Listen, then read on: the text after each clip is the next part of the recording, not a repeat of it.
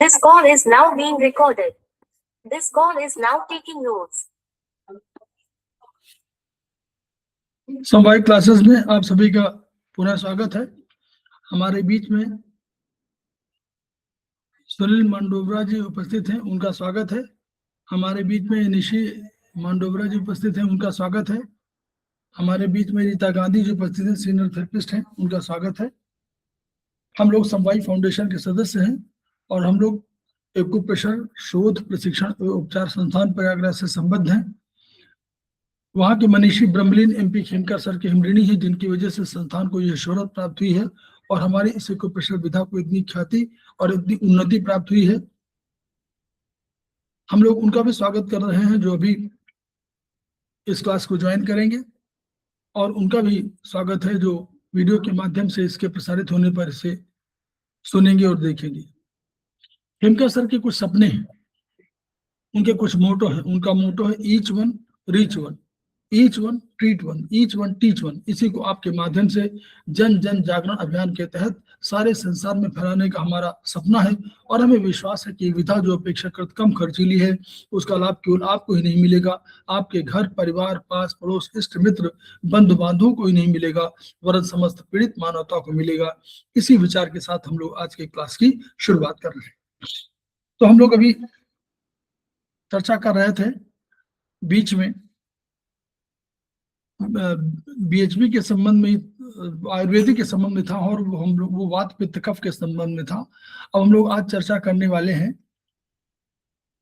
Nervous system की।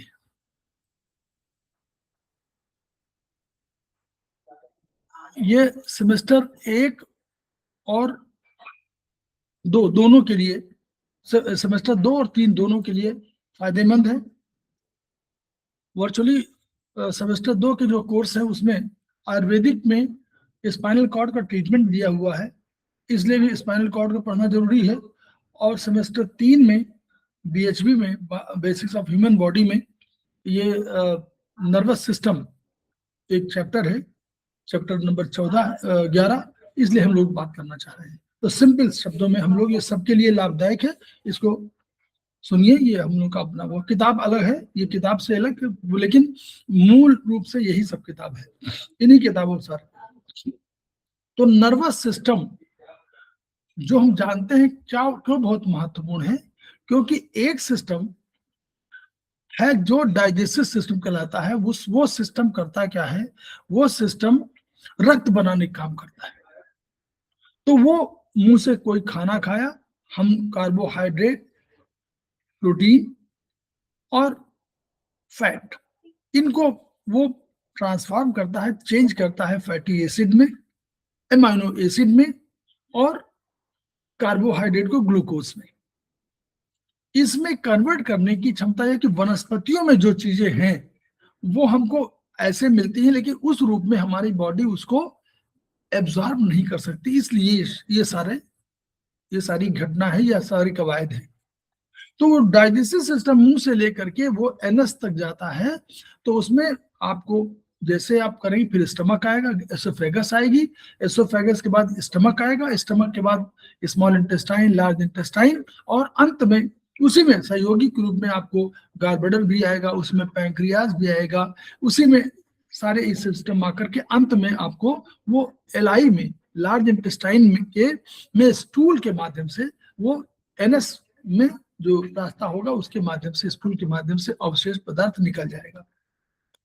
तो कोई भी ये फैक्ट्री मान लीजिए, एक फैक्ट्री में 3 तरह के प्रोडक्शन होते हैं। एक चीज होती है जो उसका प्रोडक्ट कहलाता है, दूसरा कहलाता है बाई प्रोडक्ट, और तीसरा कहलाता है वेस्टेज। तो जो वेस्टेज है वो निकाल दिया गया, और जो मेन प्रोडक्ट और बाई प्रोडक्ट है उसको यूटिलाइज कर दिया गया। ये कंसेप्ट है। तो जब वो उसने अंत में बनाया, अंत में उसका मूल उद्देश्य कि बनाया उसने रक्त बनाया, इसलिए कि रक्त से एनर्जी चाहिए, और एनर्जी कहाँ चाहिए, एनर्जी हर सेल को भिजवाना है। अब इसके लिए ढूंढा गया कि कोई ट्रांसपोर्टर तो मिले जो इसको ट्रांसपोर्ट कर दे। तो ये अभी इस रक्त को ट्रांसपोर्टेशन के लिए हार्ट या नर्वस सिस्टम, जो सर्कुलेटरी सिस्टम आया, और उसने कहा कि हमारे पास सारी व्यवस्था, हमारे पास क्या है, उसने कहा हमारे पास, उसमें लिम्फेटिक सिस्टम उसका अंग है, उसने कहा हमारे पास आर्टरीज हैं, उसमें हमारे पास वेन्स है, तो उसने कहा हम पूरी तरह से तैयार है, हमारे पास पंप है, तो हम पंप से उसको भेज देंगे और हर जगह, हर सेल में, हमारे सेल ग्राहक हैं, उस सेल में जाकर के वो ये सारे रक्त को पहुंचा देगा। तो रक्त में जाएगा क्या, रक्त में जाने के लिए तरीका क्या है, तो रक्त में जाएगा, एक चीज जाएगी पहले हीमोग्लोबिन, तो वो जाएगी और हीमोग्लोबिन में उसमें ऑक्सीजन भरा होगा, तो ऑक्सीजन को लेके जाना है हर सेल में। अब वो ऑक्सीजन जाकर सेल को दे देगी और सेल उससे क्या ऊर्जा बना देगा, और ये ऊर्जा हमारे खेलने कूदने तमाम कामों के लिए, दौड़ने फांदने, जो भी कामों है काम करें, खाने पीने सब के लिए ये ऊर्जा चाहिए। तो ऊर्जा मूल उद्देश्य है जिसके लिए हम इतनी कवायद कर रहे हैं। तो ऑक्सीजन मिली, ग्लूकोज मिला, उसने माइटोकांड्रिया में, सेल के अंदर एक माइटोकांड्रिया है, उस माइटोकांड्रिया ने क्या किया, उसको जला, दोनों को जलाया और उससे खाना बनाया, और खाना बनाने के बाद उसको क्या किया, खाना बना दिया, और खाना बनाने के बाद उसको कहा कैसे काम बना है, तो उसने ऊर्जा बना दिया। इस जैसे खाना बनाते हैं तो खाना बनाने में ऊर्जा चाहिए ना, तो ऊर्जा, खाना भोजन लेते हैं तो ऊर्जा मिलती है, वैसे ही वो ग्लूकोज और ऑक्सीजन हमको वहां पर माइटोकांड्रिया में जलता है, जलने के बाद बनती है ऊर्जा, बनती है कार्बन डाइऑक्साइड। तो ऊर्जा हमारी मुख्य प्रोडक्ट है, कार्बन डाइऑक्साइड हमारी बाई प्रोडक्ट है, वो वेस्टेज है, और हमारा बाई प्रोडक्ट है जल। तो जल को हमने घर में रख लिया, अपने शरीर में रख लिया, हमने ऊर्जा को रख लिया ताकि उससे अपना काम कर सकें, और हमने कार्बन डाइऑक्साइड को बाहर लंग्स के माध्यम से बाहर निकाल दिया। ये जब काम पूरा हो गया तो भाई ये हुआ कि भाई ये तो ठीक है, ये फैक्ट्री में है, तो फैक्ट्री में आपके कर्मचारी हैं, फैक्ट्री में मशीनें, लेकिन फैक्ट्री में ये कैसे मालूम हो कि आज हार्ट को केवल 2 ही अणु चाहिए ऑक्सीजन के, ऑक्सीजन आज अधिक चाहिए कि आज कम चाहिए। जैसे आप कोई बनियान बना रहे हो तो बनियान ले के जाए, तो वो कहे भाई हम तो बनियान हमको आज चाहिए नहीं, हमारे पास तो ऑलरेडी बिका नहीं है, हमारे पास शाम है। दूसरे ने कहा आप 4 बनियान लाए, हमको तो 10 बनियान चाहिए थी। तो ये कौन तय करे कि कितना उसको चाहिए, तो इसके लिए 2 सिस्टम हुए, एक नर्वस सिस्टम और एक है एंडोक्राइन सिस्टम। दो सिस्टम ने बीड़ा लिया कि 2 मैनेजर हमारे पास हैं फैक्ट्री में, दो, एक नर्वस सिस्टम के रूप में है और एक एंडोक्राइन सिस्टम के बीच में, दोनों कोऑर्डिनेशन के साथ पूरे शरीर के कामों को संचालित करते हैं। दिस इज, तो हम लोग आज स्टडी करने जा रहे हैं नर्वस सिस्टम। तो नर्वस सिस्टम में 3 तरह के सेल होते हैं। एक होता है न्यूरॉन, इसको कहा जाता है न्यूरॉन। जैसे हम कहते हैं हर शरीर में जो सेल है, सेल को हम स्ट्रक्चरल और फंक्शनल इकाई कहते हैं। वही सेल नर्वस सिस्टम का जो है, उस सिस्टम के सबके अलग अलग नाम हैं। जैसे हम लोग कहते हैं कि वो रह रहा है तो वो फर्रुखाबादी है, कोई कहते हैं तो वो फतेहपुरी है, कोई कहते हैं वो जौनपुरी है। तो ये जो नाम है उसके हिसाब से जगह जगह के स्थान पर नाम है। तो उसमें अपना नर्वस सिस्टम का अपना एक नाम है, उसमें न्यूरॉन, उसका सेल है न्यूरॉन मेन। दूसरा क्या है, न्यूरोग्लियल सेल्स, जिसको ग्लायल सेल्स बोलते हैं। ये बड़े सेल होते हैं और ये क्या करते हैं, सुरक्षा भी देते हैं और तमाम तरह का पोषण भी देते हैं। तो ये ग्लायल सेल्स हैं। तो एक 2 सेल। तीसरा हुआ कनेक्टिव टिश्यू।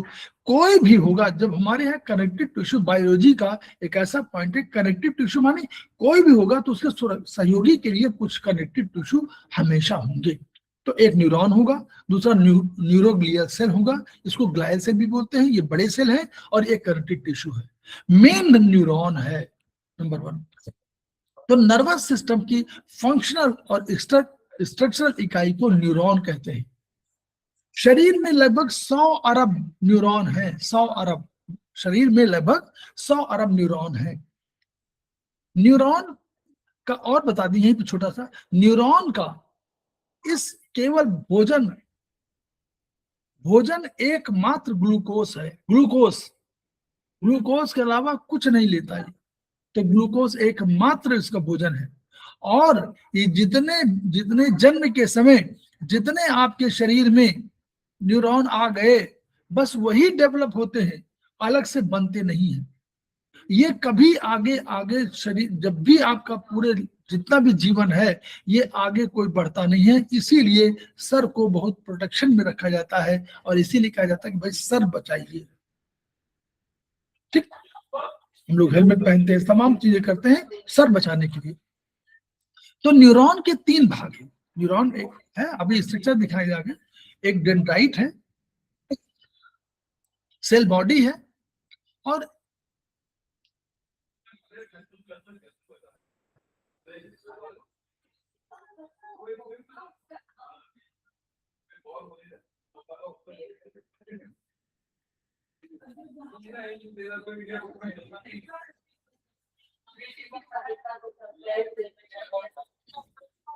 इसमें सेव होगा। चलिए अब आगे आगे आगे कोई चित्र मिलेगा दिखाएंगे। उसमें 3 भाग होते हैं,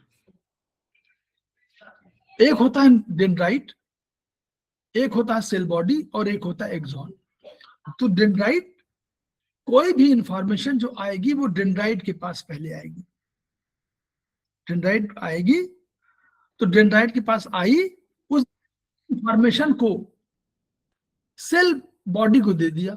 सेल बॉडी में क्या है, न्यूक्लियस है, माइटोकॉन्ड्रिया आदि सभी उसमें मिलेंगे। फिर क्या किया, एक और, अब सेल बॉडी के पास आई और सीपीयू की तरह, जैसे सीपीयू होता है वैसे हम मान के समझ लें कि सीपीयू की तरह है। तो इसने क्या किया कि सेल बॉडी ने एनालिसिस किया, कोई इंफॉर्मेशन मिली कि भाई उसने बताया कोई भी इंफॉर्मेशन, तो उसने सेल बॉडी ने उसको एनालाइज किया, और एनालाइज के बाद कोई आदेश देगी, तो जो आदेश देना है वो एक्सॉन होती है। ये भी क्या है, डेंड्राइट भी साइटोप्लाज्मिक एक्सचेंज, साइटोप्लाज्म है। साइटोप्लाज्म माने, साइटो माने सेल, सेल का प्लाज्म, तो प्लाज्म हुआ एक जेली नुमा पदार्थ मान लीजिए। तो साइटोप्लाज्मिक एक्सटेंशन की लंबी संरचना है, ये लंबी है, डेंड्राइट लंबे नहीं है। डेंड्राइट छोटे हैं लेकिन एक्सॉन लंबे, इसको बाहर जाना है, दूर जाना है, इसलिए इसको लंबी श्रृंखला है।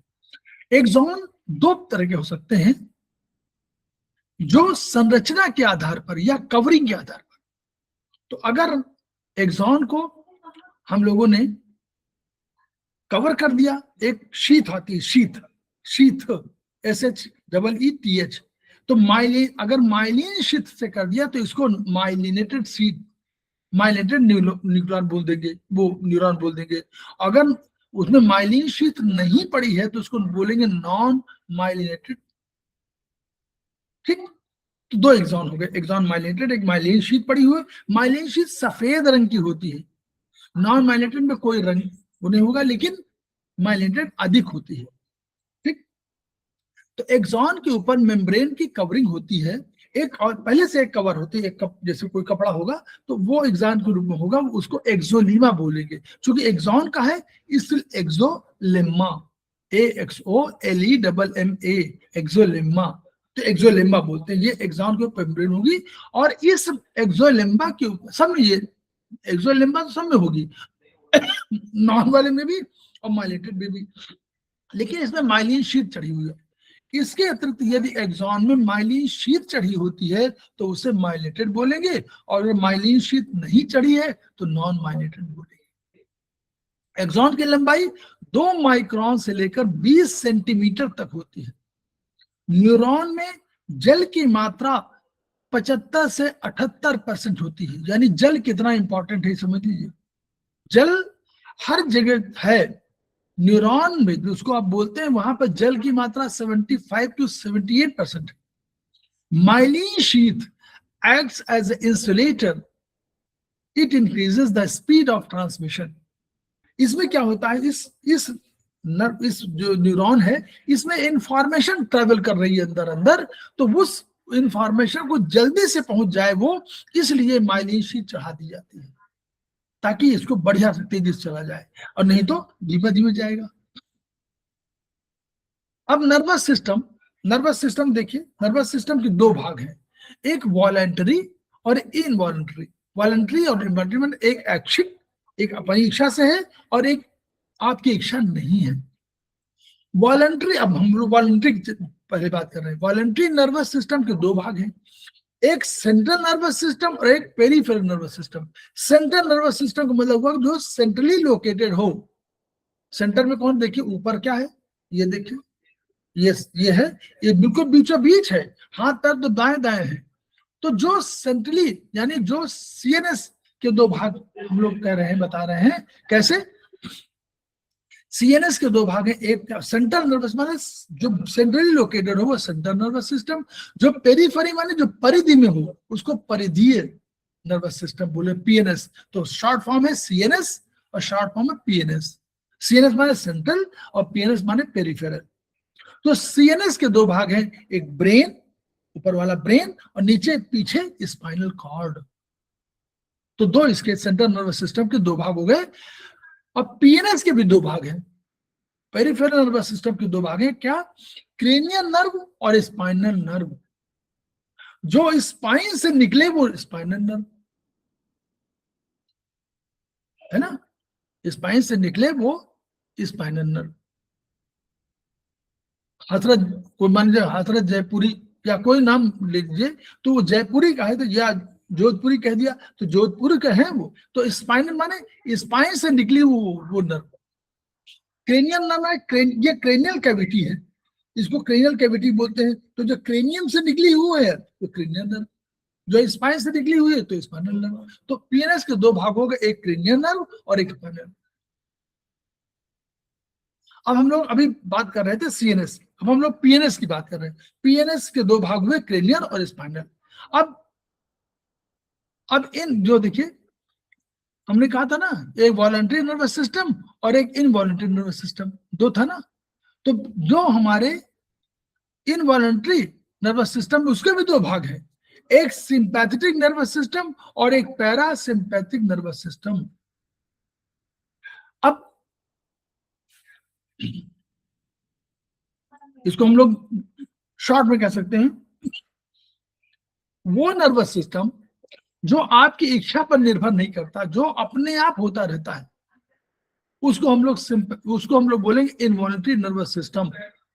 उसके दो भाग हैं, वो भाग जो आपको जब कोई सिंपैथी की आवश्यकता पड़े, कोई आपकी सहानुभूति की आवश्यकता हो, कोई घटना आपको घटनी हो, कोई आपको प्रॉब्लम आ जाए, कोई संकटकालीन अवस्था हो जाए, उसमें जो आपको सिंपैथी चाहिए वो नर्वस सिस्टम। आप पढ़ाई कर रहे हैं, आप पढ़ाई कर रहे हैं, आपके पिताश्री आए, वो नहीं समझ रहे कि आप पढ़ाई कर रहे हैं, उन्हें लग रहा है कि ये अब ऐसे किताब खोले हुए हैं, उन्होंने आपको डांटना डपटना शुरू किया। तो जो डांटना डपटना शुरू किया तो आपको इसमें ब्रेन को तुरंत मालूम हो गया, उसको इन्वायरमेंटल नर्वस सिस्टम को, कि इस समय इनको सिंपैथी की आवश्यकता है। तो ये अपने हार्ट को कंट्रोल करेगा, उसी से बढ़ जाएगी तो वो कंट्रोल करना लगेगा। ये सिंपैथिक नर्वस सिस्टम है।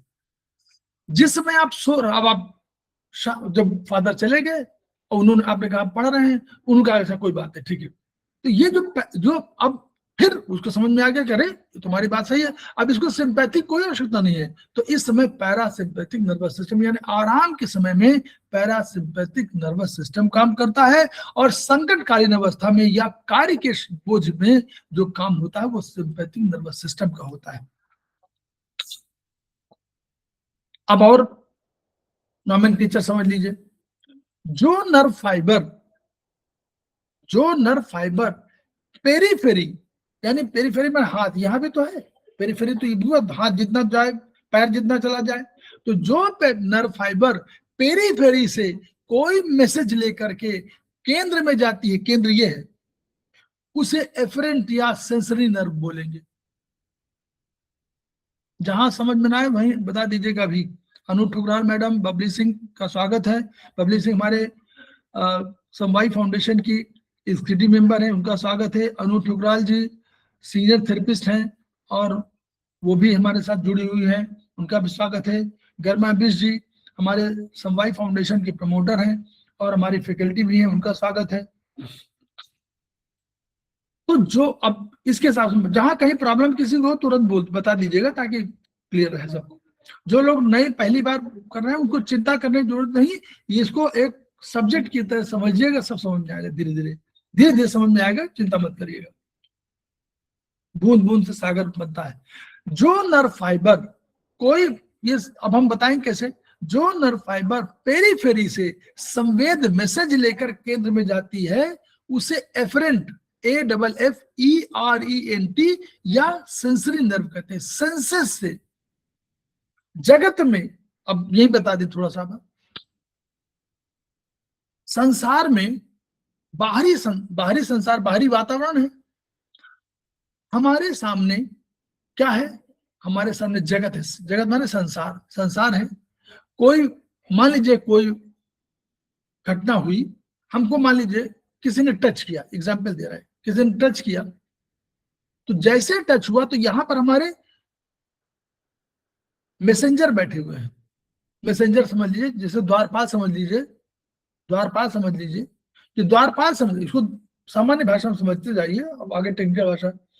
तो यहां पर हमारे, तो उन्होंने तुरंत उनको बताना है, किसको बताना है, यहीं पर मालिक यहां बैठा हुआ है, उनको बताना है कि ये भैया, ये वो जो है एक टच किया हुआ है, और वो यहां से तुरंत जो है मैसेज गया और यहां जाना है।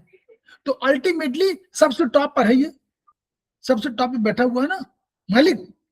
तो इस मालिक को जा रहा है, तो इसको एफरेंट, इस जो संवेदना वहां से जा रही है यहां से, उसको संवेदना को बोलेंगे एफरेंट, जाने वाली, या सेंसरी।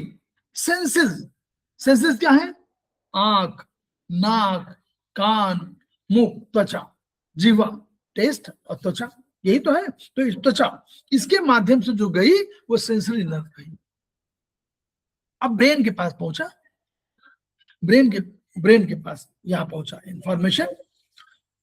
तो ब्रेन ने बचपन से लेकर के जितना आपको है उसमें क्या सीखा उसने, ये क्या है, कौवा है। अब उनके पिता ने बताया, मदर ने बताया, पिता ने बताया, बड़े बहन ने बताया, सब बताया, क्या बताया कि नहीं भैया ये कौवा नहीं, ये गाय है। तो गाय समझ लिया उसने। अब गाय का आकार उसके दिमाग में, बच्चे के दिमाग में हो रहा है, वो ब्रेन तक पहुंच रहा है, सीख रहा है कि कौवा है, काला काला है, ये कोयल है, ये दूसरी आवाज है इसकी तो कोयल है, ये गधा है, ये पेड़ है, ये हाथी है, ये घोड़ा है। ये सारी इंफॉर्मेशन उसको मिलती जा रही है और वो 5 साल तक सीख रहा है। ये जो इंफॉर्मेशन है इसका एक कोई प्रिंट उसके पास बन रहा है, फोटो बन रही है ब्रेन में। ये मान के चलिए इसी रूप में है यही रूप, लेकिन हम उसको अपना अलग बता रहे हैं। तो ये जो आपकी है, तो ब्रेन के पास तुरंत गया, तो ब्रेन ने कहा कि ये टच, ये तो हमारे मित्र, उन्हें आपका कोई फ्रेंड है, उनका ये तो हमारे मित्र ए का है, अरे वो तो भाई वो प्रसाद जी हैं, उनका टच है ये। तो ये जो टच है, उसने ये बताया कि ये टच है, तो उसने एनालाइज किया कि टच तो ये हमारा मित्र का है। तो उसने कहा कोई बात नहीं। अब ये टच अगर उसने देखा, यहां ब्रेन में गया, एनालिसिस किया, उन्होंने कहा ये तो टच हमने आज तक देखा नहीं, ये कोई दुश्मन हो सकता है हमारा, जो हमारे जानकारी में नहीं, वो हमारा दुश्मन है। ब्रेन उसको, जिसको फ्रेंड नहीं मानता उसको भी मानता है कि तो हमारा दुश्मन हो सकता है। उसने कहा कि उसको हटाओ तुम, तो वहां तुरंत एक ऑर्डर जाएगा और वो कि भाई इस हाथ को हटा दीजिए। ये जो, अब वो जो नर्व फाइबर ब्रेन से, यानी इस जगह से, केंद्र से मैसेज लेकर कहा जाएगी मसल और ऑर्गन को। पहली वाली जो है त्वचा से जा रही थी, स्किन से, याद करिएगा, पहले वाली यहां पर स्किन है, इस स्किन से इंफॉर्मेशन जा रही थी और वो ब्रेन तक जा रही थी, इसे एफरेंट या सेंसरी नर्व बोल रहे थे। अब यहां जो नर्व फाइबर ब्रेन से, यानी केंद्र से मैसेज लेकर के मसल में जाएगी, क्योंकि वो मसल को एक्ट करना है। हमारी बिना मसल के कोई जॉइंट एक्ट नहीं कर सकता, कोई ऑर्गन बिना मसल के एक्ट नहीं कर सकता। ऑर्गन में मसल है, चारों तरफ मसल है। तो ये जो मसल्स और ऑर्गन्स तक जाएंगी, उनको इफरेंट, EFF, इफेक्ट देने वाले, इफरेंट, EFFERENT या मोटर नर्व कहते हैं। ठीक। पेरीफेरी में किसी भी, अब ये मालूम हो गया कि एक नीचे से ऊपर जा रही है, वो हमारी सेंसरी नर्व, या उसको हम एफरेंट बोलेंगे, और यहां से जा रही है उसको इफरेंट, इफेक्ट देने वाला, या हम मोटर नर्व, मोटर माने मैसेज, मोटर माने मैसेज, मैसेज वाले, ठीक। पेरीफेरी में ऑर्डर वाले, ऑर्डर देने वाले ना, ये ऑर्डर वाले हैं, मैसेज जो ऑर्डर है कि ऑर्डर ये करो। तो उसने जो जैसे कहा उसने मसल्स को किया, तो कौन से मसल, हाथ के मसल को उसने कहा कि उसके हाथ को हटा दो, तो हटा दिया। फिर इंफॉर्मेशन चली गई कि भाई वो हमने हाथ हटा दिया। क्लियर, ये इस तरह का फंक्शन होता है।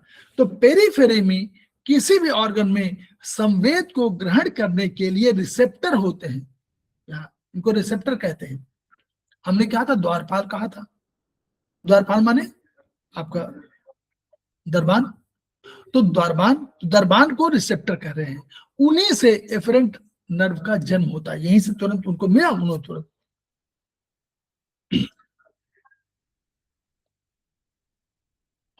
ठीक है, ये अब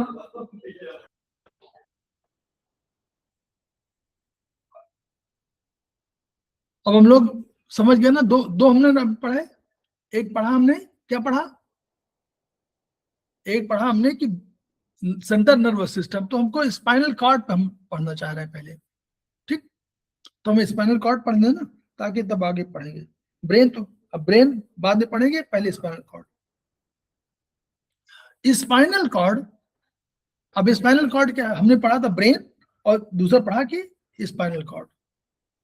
तो स्पाइनल कॉर्ड पे हम चर्चा कर रहे हैं। स्पाइनल कॉर्ड मेडुला से शुरू होती है, सबसे ऊपर यहाँ मेडुला है। इसका चित्र हम लोगों को कहीं मिल सकता है, शायद देखता हूं कहीं मिल जाए।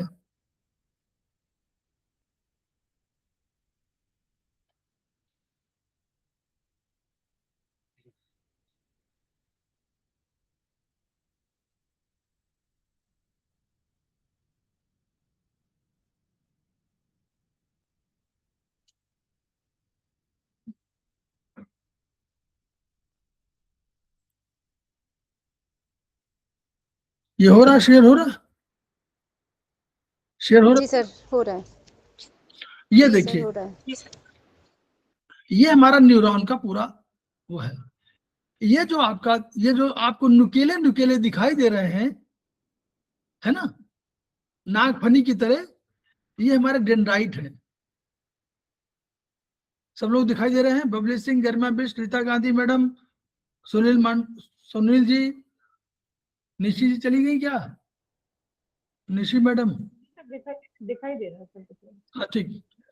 तो ये डेंड्राइट है जो हमारे दिखाई दे रहे हैं, जिसमें आंख तरह बनी हुई, ये हमारा सेल है, न्यूक्लियस, सेल का न्यूक्लियस है। इसको सेल बॉडी बोलेंगे। तो इसको पूरा का पूरा जो गोल है, गोल और पूरा और आकार में ले लीजिए, ये सेल बॉडी है, उससे निकले हुए डेंड्राइट है। और ये सेल जो बीच का बिल्कुल आंख की तरह दिखाई दे रहा है, this is known as nucleus. इससे बाहर जो आप कह रहे हैं ये एक्सॉन है, देखिए एक्सॉन वहां से लेकर लंबाई तो काफी लंबा है, ये एक्सॉन है। और इसके ऊपर माइलिन शीट चढ़ी हुई है, देखिए इस एक्सॉन के ऊपर माइलिन शीट चढ़ी हुई है, तो माइलिनेटेड इसको एक्सॉन बोलेंगे, ठीक। ये हमारे एक्सॉन की स्ट्रक्चर है।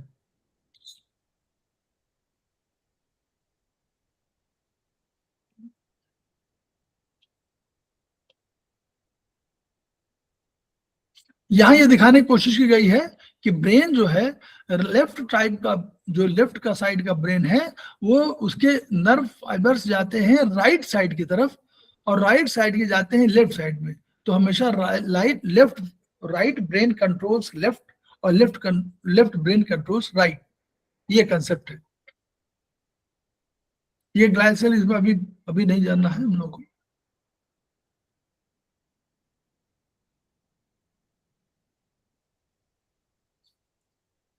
ये ये ब्रेन था। अब हम लोग स्पाइनल कॉर्ड देखिए, ये स्पाइनल कॉर्ड दिखाया जा रहा है नीचे, ये स्पाइनल कॉर्ड की, ये ये ब्रेन, ये आगे का पार्ट है, जहाँ पिट्यूटरी ग्लैंड जिस तरह लिखा हुआ है वो आगे का भाग है, जो पीछे की तरफ नीला नीला दिख रहा है ये हमारा पीछे का भाग है। तो उसके नीचे पीछे की तरफ से स्पाइनल कॉर्ड दिखाई दे रही है।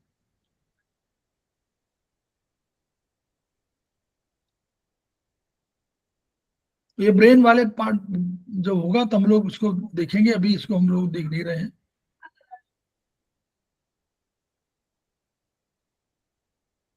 अब एक और चीज बता दें, ग्रे मैटर व्हाइट मैटर, ठीक है, तो इससे आपको समझ में आए।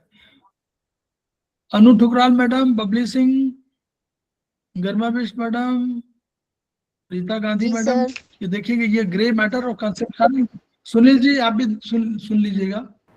ये देखिए यस सर। ब्रेन, अब देखिए ब्रेन में जो हमारा न्यूरॉन का स्ट्रक्चर है वो ऐसे है कि जो ऊपर की ओर, ऊपर देखिए बना ना, ऐसे ऊपर नीचे ग्रुप्स बने हुए ना, तो ऐसे ही ब्रेन अखरोट, जैसे हमने अखरोट देखा है ना, अखरोट, जी तो उसमें ऐसे बना होता है ना, ऐसे देखिए अखरोट की तरह आकार का है, ऐसे अखरोट होता है।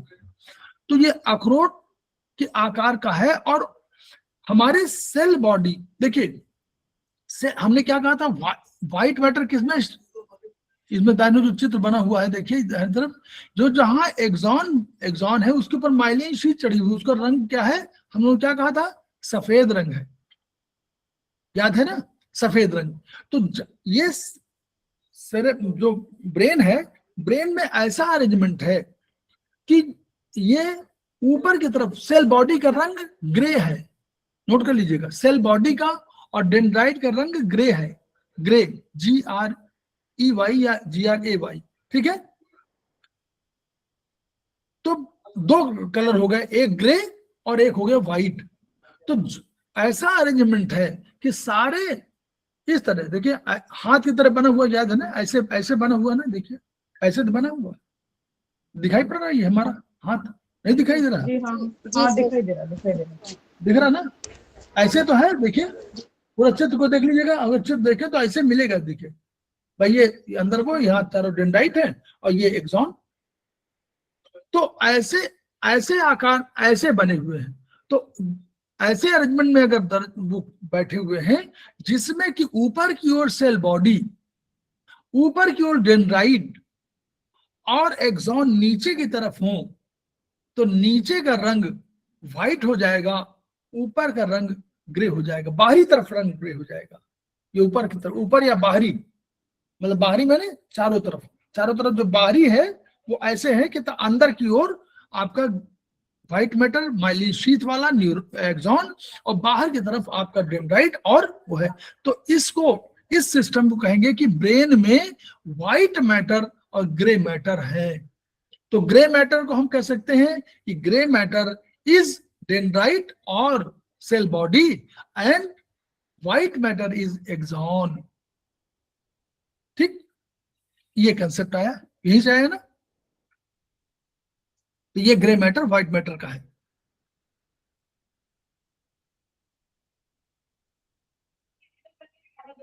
इसमें और अधिक बताने के, तो यहां पर ब्रेन वाले में, ब्रेन में ऊपर की तरफ या बाहरी तरफ आपको होता है ग्रे मैटर और अंदर की होता है व्हाइट मैटर। लेकिन हमारे स्पाइनल कॉर्ड में ऐसा नहीं होता, इसमें जस्ट उल्टा होता है।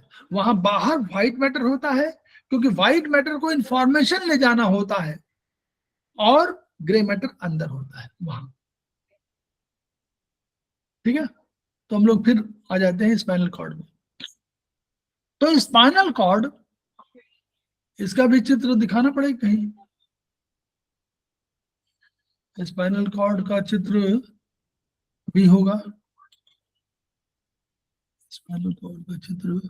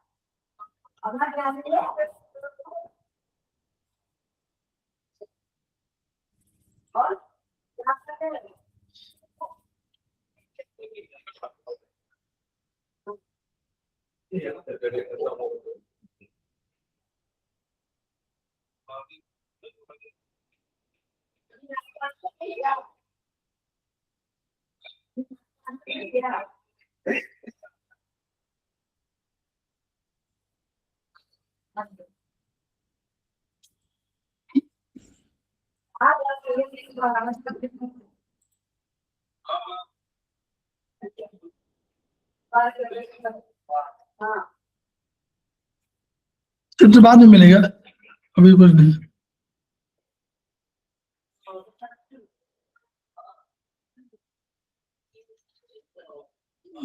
चित्र बाद में मिलेगा, देखते हैं। चलिए, तो हम लोग इसी पर आ रहे हैं। अब ये स्पाइनल कॉर्ड मेडुला ऊपर वाले पर, जहां पर गर्दन से जस्ट नीचे मेडुला होती है, जो जो ये हमारी क्रैनियल कैविटी है, इसमें मेडुला होती है, और मेडुला से यहीं से उसके नीचे, और ये मेडुला से स्पाइनल कॉर्ड मेडुला से शुरू होती है और L1 L2 तक जाती है। आगे पढ़ेंगे हम लोग L1 L2। तो L1 L2 माने इस लंबर और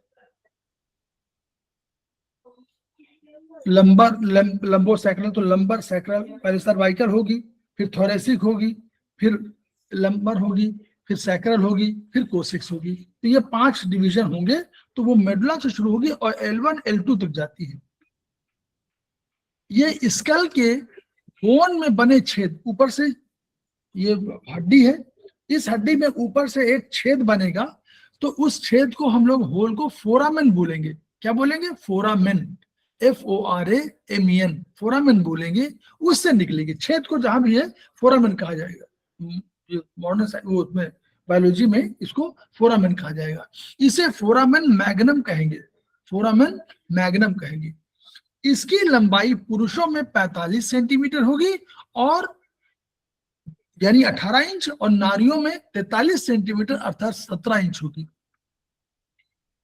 स्पाइनल कॉर्ड नर्वस टिश्यू की बनी होती है, याद करिए, स्पाइनल कॉर्ड इस ब्रेन का पार्ट है, इसलिए नर्वस टिश्यू की होगी, न्यूरॉन्स की बनी होगी।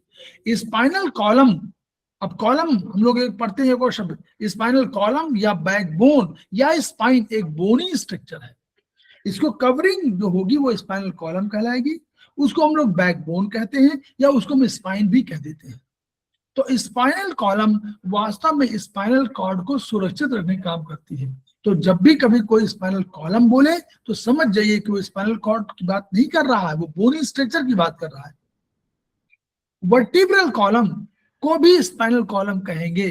तो वर्टिब्रा माने वर्टिब्रा से बनी है, तो वर्टिब्रल कॉलम यानी स्पाइनल कॉलम में अनेक बोन से निर्मित वर्टिब्री होंगी।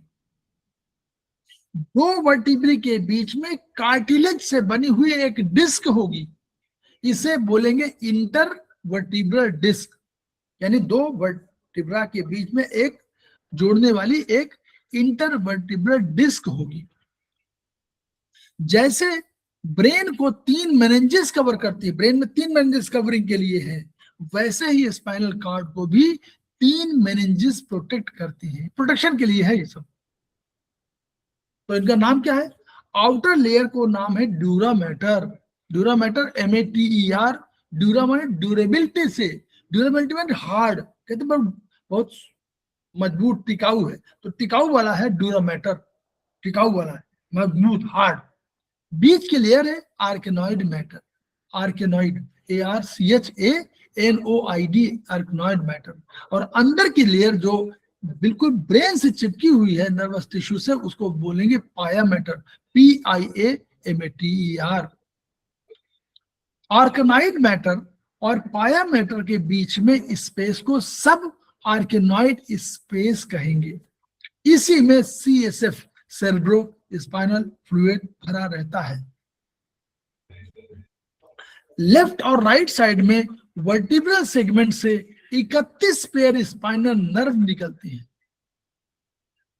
सेगमेंट्स भी 31 ही होते हैं, बाएं और दाएं।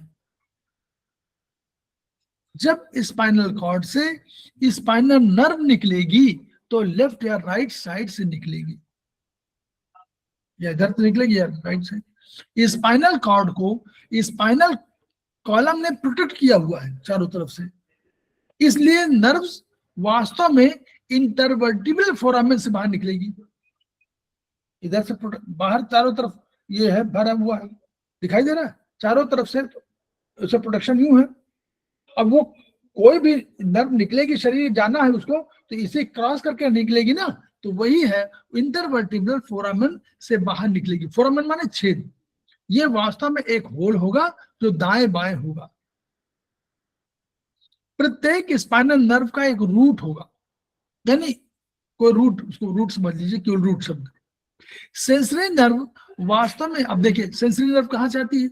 सेंसरी नर्व जो इंफॉर्मेशन लेके जाएगी ऊपर, वो डॉर्सल यानी पोस्टेरियर रूट। अब आगे वाला क्या है, आगे वाला हमेशा बोलता है सामने वाला एंटीरियर, पीछे वाला पोस्टीरियर, ऊपर वाला सुपीरियर, नीचे वाला इंफीरियर, साइड वाला लेटरल। ठीक है, ये वहां का टर्मिनोलॉजी है। तो डॉर्सल उसको डॉर्सल भी बोलते हैं, इसीलिए कभी कभी थोरेसिक को हम लोग डॉर्सल बोलते थे, डी बोलते थे, D2 D3। तो हम लोग T1 T2 बोलते हैं, तो वहां D1 D2 बोल देते हैं। डॉर्सल माने पीछे की तरफ। और सामने के बोलते हैं वेंट्रल। सामने का मतलब VENTRAL, वेंट्रल, पीछे साइड, डॉर्सल। यानी डॉर्सल यानी पोस्टेरियर रूट से जाती है। जो सेंसरी नर्व होती है वो ऊपर से पीछे की तरफ जाएगी और ऊपर पहुंच जाएगी, ब्रेन तक पहुंचाएगी। मोटर रूट जो आएगी वो सदैव वेंट्रल या एंटीरियर रूट से आती है। ये इसे एफरेंट रूट भी कहते हैं। एक स्पाइनल नर्व में दोनों रूट की नर्व होगी। जो स्पाइनल नर्व होगी उसमें दोनों रूट की नर्व होगी, इसलिए इसे मिक्स नर्व कहते हैं। क्यों? आने वाली भी होगी, जाने वाली भी होगी, तो इसको मिक्स कहेंगे, क्यों मिक्स है, जाने वाली भी है। जबकि क्रेनियल नर्व में 3 तरह के अलग होंगी, या तो मोटर होगी, या सेंसरी होगी, या मिक्स नर्व होगी। क्रेनियल नर्व की विशेषता है उसमें मोटर भी, अकेले मोटर भी होगी, अकेले सेंसरी भी होगी, और एक मिक्स होगी। लेकिन जब हम कभी स्पाइनल नर्व की बात करेंगे तो हमेशा मिक्स होगी। ध्यान,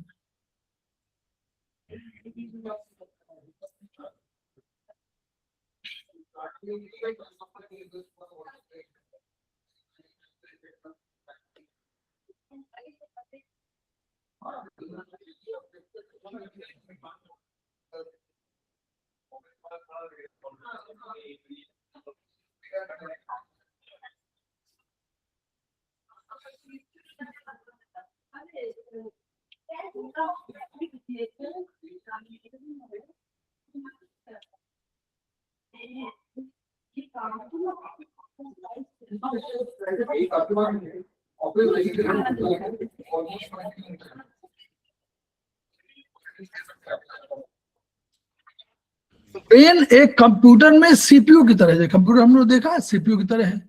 बाहरी जगत की जो भी संवेदनाएं आएंगी वो स्किन की तरफ सतह से नर्व के माध्यम से स्पाइनल कॉर्ड होते हुए ब्रेन तक पहुंचाई जाती हैं। इन्हें सेंसरी नर्व कहेंगे, इसी को एफरेंट नर्व कहेंगे। ब्रेन प्राप्त घटनाओं की एनालिसिस करेगा और फिर सूचना को रिएक्शन में, कोई सूचना के रिएक्शन में कोई मोटर नर्व को मोटर कमांड भेजेगा, जो मोटर नर्व कहलाएगी, और ये हमारे सामने की तरफ से, इसे एफरेंट नर्व कहेंगे। ठीक है, ये मसल या ऑर्गन को प्रभावित करेंगे। अब मोटर कमांड 2 तरह के होंगे, याद रखिएगा, वो क्योंकि ब्रेन और नर्वस सिस्टम, वो स्पाइनल कॉर्ड जुड़े हुए हैं, तो मोटर कमांड 2 तरह के होंगे। जो कमांड किसी भी वॉलंटरी मसल के भेजे जाए, एक वॉलंटरी मसल होगी। वॉलंटरी मसल माने जो है जो आपके कंट्रोल में, जो वॉलंटरी माने जो कंट्रोल में आपके है, एक इनवॉलंटरी माने जो कंट्रोल में नहीं है। तो वॉलंटरी मसल को भेजा जाएगा उसको स्केलेटल में। जैसे स्केलेटल मसल क्या है, हम उसको स्केलेटल मसल को, हमने कहा कि मैं हाथ घुमा रहा हूं तो स्केलेटल मसल काम है, यूं मोड़ रहा हूं, लेकिन हम हार्ट की किसी मसल को कुछ नहीं कर सकते ना कि मैं घुमा रहा हूं उसको ना। तो वॉलंटरी मसल के पास, वॉलंटरी मसल हमेशा स्केलेटल मसल हमेशा वॉलंटरी होगी। तो जैसे स्केलेटल मसल के पास भेजा जाएगा तो उसको वॉलंटरी नर्वस कमांड बोलेंगे। स्केलेटल कमांड आपकी इच्छा पर निर्भर करेगा, इसे सोमैटिक नर्वस सिस्टम द्वारा संचालित किया जाएगा, ब्रेन जो संचालित करेगा। जो कमांड किसी भी स्मूथ मसल को जाते हैं, किसी भी स्मूथ मसल को बोलते हैं ऐसी मसल जिन पर आपका कोई नियंत्रण नहीं है, ये आंतरिक अंगों में होते हैं। तो स्मूथ मसल्स को यानी आंतरिक अंगों के लिए जाते हैं, वो इनवॉलंटरी कमांड होते हैं। इन कमांड में हमारा कोई नियंत्रण नहीं होता, ये कमांड आंतरिक अंगों ग्लैंड्स को जाते हैं। इस सिस्टम को ऑटोनोमिक नर्वस सिस्टम कहते हैं। ऑटोनोमिक नर्वस सिस्टम को भी सिंपैथिक, किसी सिंपैथिक क्या है, किसी असामान्य परिस्थिति में जो कमांड भेज जाते हैं जैसे फाइट और फ्लाइट, वो इसमें आएंगे मुसीबत में, संकटकालीन में। पैरासिम्पैथिक हार्ट या कोई अन्य ऑर्गन सामान्य दशा में जो कार्य करता है वो कमांड है पैरासिम्पैथिक।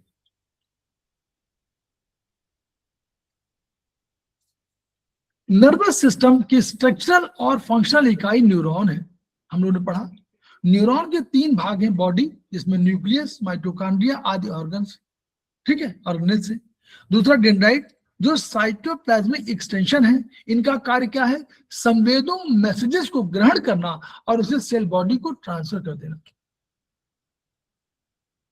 साइटोप्लाज्मिक एक्सटेंशन एक्सॉन भी है, इनका कार्य क्या है, सेल बॉडी द्वारा दिए गए ऑर्डर को किसी मसल या अन्य ऑर्गन में पहुंचाना। एक्सॉन में हम लोगों ने फिर पढ़ा कि मेम्ब्रेन चढ़ी होती है, एक्सोलीमा बोलते हैं। एक्सॉन भी 2 प्रकार के होंगे, जिसमें एक्सोलीमा के अतिरिक्त एक माइलिन शीट चढ़ी होगी जिसका रंग सफेद होता है, उसको हम लोग बोल देते हैं माइलेटेड एक्सॉन, और जिसमें माइलिन शीट नहीं चढ़ी होती है उसको हम लोग बोलते हैं non myelinated axon. Cell body और डेंड्राइट का रंग ग्रे होगा, जिसका एक्सॉन का रंग माइलिन शीट के कारण सफेद होगा। तो ब्रेन में बाहरी ऊपरी भाग को कॉर्टेक्स कहेंगे, ये भी समझ लीजिए, एक बाहरी भाग को कॉर्टेक्स और अंदर के भाग को मेडुला कहा जाता है। अंदर का भाग मेडुला, बाहर का भाग कॉर्टेक्स। तो ब्रेन में सेल बॉडी डेंड्राइट इस तरह व्यवस्थित रहते हैं कि सभी सेल बॉडी और डेंड्राइट एक साइड में कॉर्टेक्स की तरफ होते हैं, जिसके कारण कॉर्टेक्स का रंग ग्रे होता है, इसलिए ग्रे मैटर कॉर्टेक्स की तरफ होता है। तो हम कॉर्टेक्स की कहीं बात हो ब्रेन में तो हम कह सकते हैं ग्रे मैटर, कॉर्टेक्स को ग्रे मैटर भी कह सकते हैं। और अगर मेडुला की बात करें तो हम कह सकते हैं व्हाइट मैटर। ये व्यवस्था सेरेब्रम के में और सेरेबेलम दोनों में होगी, क्योंकि कॉर्टेक्स की तरफ सेल बॉडी और डेंड्राइट होंगे और एक्सॉन सफेद सदैव ब्रेन की अंदरूनी साइड में होगा। तो एक्सॉन का रंग सफेद होने के कारण ब्रेन और सेरेब्रम दोनों में उसका अंदर का हिस्सा सफेद दिखाई देगा, जिसे हम व्हाइट मैटर कहेंगे। स्पाइनल कॉर्ड में जस्ट उल्टी स्थिति है, वहां बाहर की तरफ व्हाइट मैटर और अंदर की तरफ ग्रे मैटर होता है।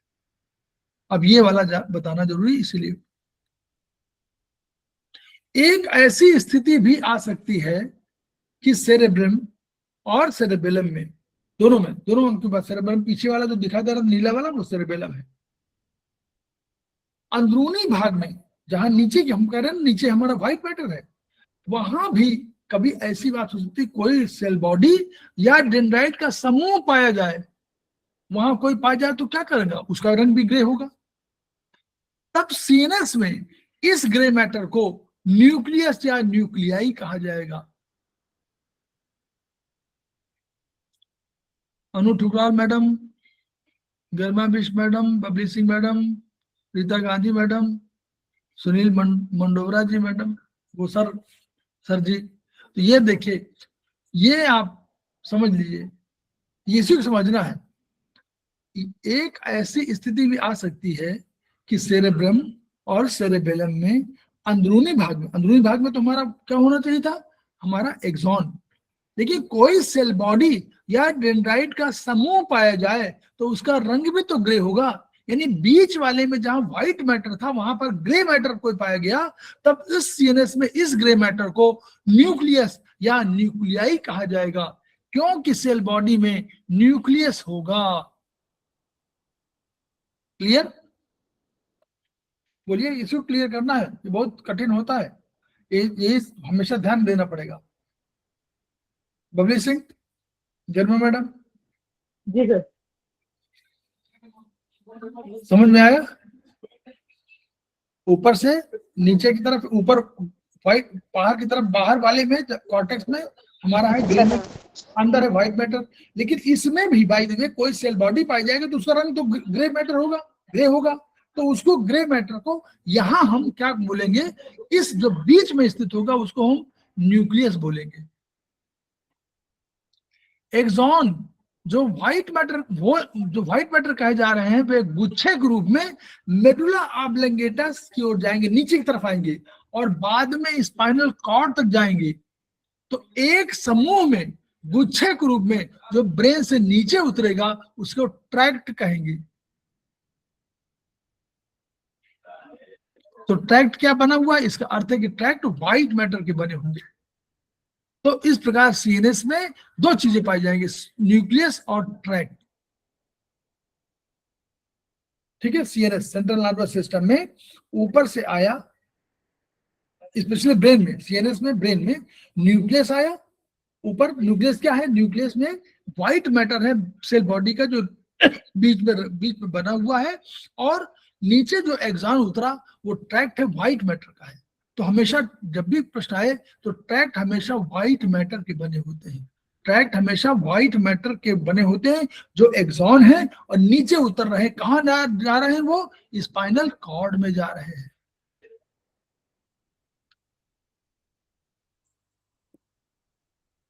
अब हमने कहा था कि दो चीजें, एक सेंट्रल नर्वस सिस्टम, एक पेरिफेरल।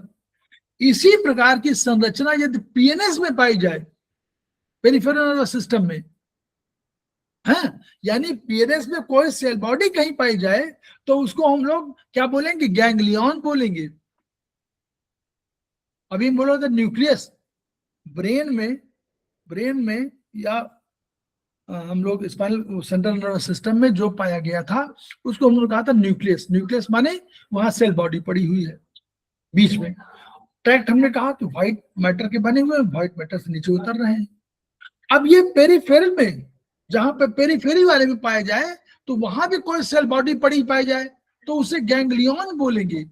और जो ट्रैक्ट है, जो हमारा एक्सॉन का समूह है, वो पीएनएस में पाया जाए तो उसे नर्व कहा जाएगा। तो हमेशा नर्व पीएनएस में पाई जाएगी। पेरिफेरल नर्वस सिस्टम का भाग है नर्व, सेंट्रल नर्वस सिस्टम का पार्ट है ट्रैक्ट। दोनों बने हुए व्हाइट मैटर के। सीएनएस में अगर सेल बॉडी पाई जाएगी तो न्यूक्लियस कहा जाएगा। वही सेल बॉडी अगर पीएनएस में पाई जाएगी उसको गैंग्लियन कहा जाएगा। तो अब गैंग्लियन का अर्थ समझ जाइए जब भी कहीं लिखा था, ठीक है, यहां तो समझ गया ना, यही समझाना था।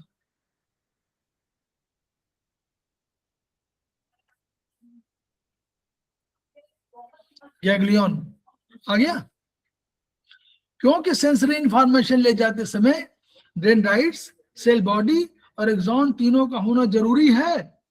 इसलिए डॉर्सल रूट या सेंसरी रूट में गैंग्लियन होगा, पीएनएस में है। यानी पेरिफेरल नर्वस सिस्टम में क्या होगा, पेरिफेरल नर्वस सिस्टम में हमेशा गैंग्लियन पाया जाएगा। और हम लोग कहा गैंग्लियन पाया जाएगा पेरिफेरल नर्वस पीएनएस में, और गैंग्लियन में सेल बॉडी होगी, न्यूक्लियस पड़ा होगा। तो जब कोई इंफॉर्मेशन आएगी बाहर से, यहां से आई, यहां से गई, तो उसके लिए जब यहां आएगी तो उसको कोई डेंड्राइट सेल बॉडी चाहिए ना, तभी तो ये इंफॉर्मेशन जाएगी।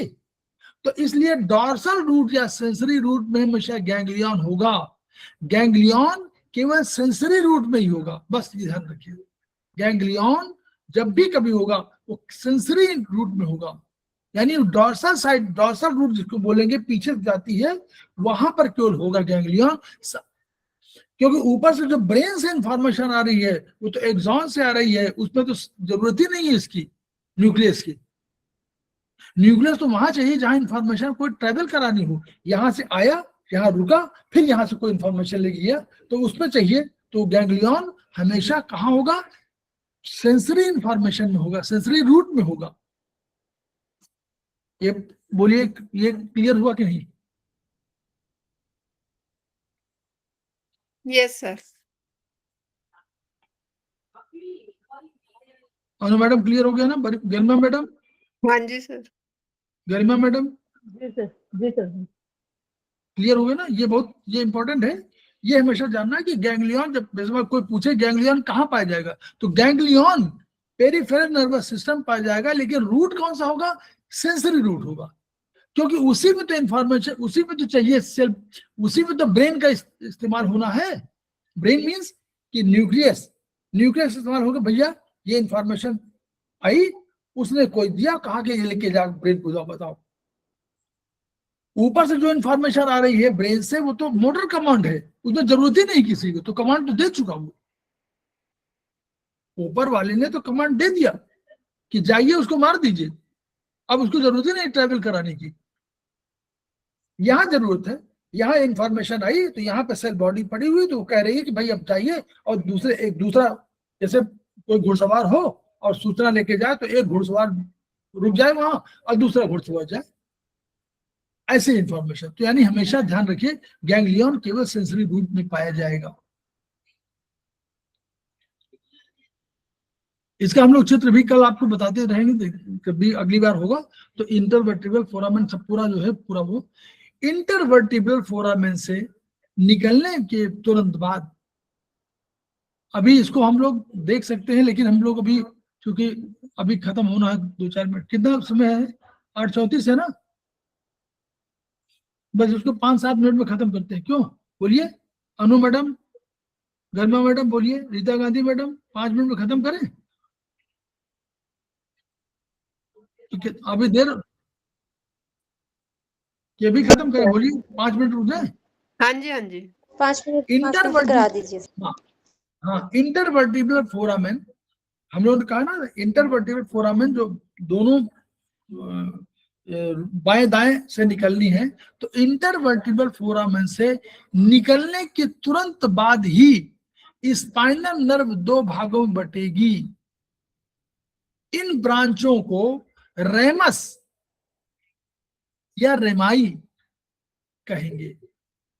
स्पाइन वहां से निकली और निकले के बाद फिर बन गई। अब आपको एक शब्द की बात कर रहे हैं, इन ब्रांचों से निकली और निकलने के बाद सब चित्र वगैरह सब दिखा देंगे, पहले इसको समझ लीजिए, ताकि फिर वो आप किताब पढ़िएगा चरक 3 में मिलेगा। इन ब्रांचों को रेमस, जो दो भागों में बटेगी, इन ब्रांचों को रेमस कहेंगे या रमाई कहते हैं। 2 माने रमाई, प्लूरल रमाई, रेमस। ये नर्व भिन्न भिन्न साइड को इनर्वेट करेंगे, यानी प्रभावित करेंगे।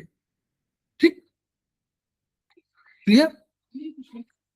एंटीरियर वेंट्रल रेमस का इनर्वेशन, जो एंटीरियर में सामने वाला, एक सामने वाला एक पीछे वाला, तो सामने वाला भाग किसको प्रभावित करेगा? इनर्वेशन माने प्रभावित करना, किसको करेगा? एंटीरियर या lateral side of head, neck, trunk, both sensory and motor nerve.